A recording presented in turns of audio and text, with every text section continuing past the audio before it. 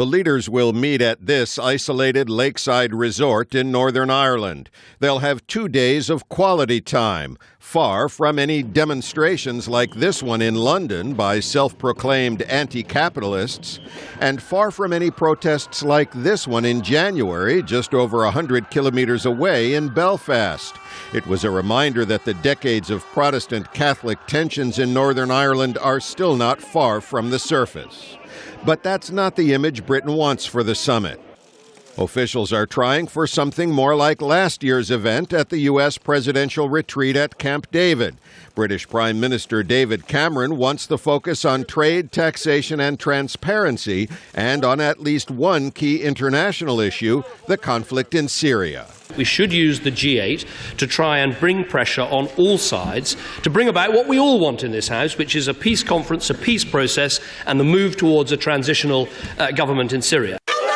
The official U.S. determination that the Syrian government has used chemical weapons will harden Western resolve at the summit, but G8 member Russia will likely continue to oppose any outside move to topple the Syrian regime. Kadri Leak is a Russia expert at the European Council on Foreign Relations. They don't necessarily agree with Western visions for resolving the conflict, but at the same time they don't have the leverage and power to force their own solution. Meanwhile, the G8 effort to tackle world economic issues will be hindered by not having many key players at the table, notably China and other countries that have gained economic clout since these summits started 38 years ago. Stephen Pickford of London's Chatham House used to help plan the summits. A lot of the issues that they want to tackle are really quite difficult to tackle without the emerging markets being involved.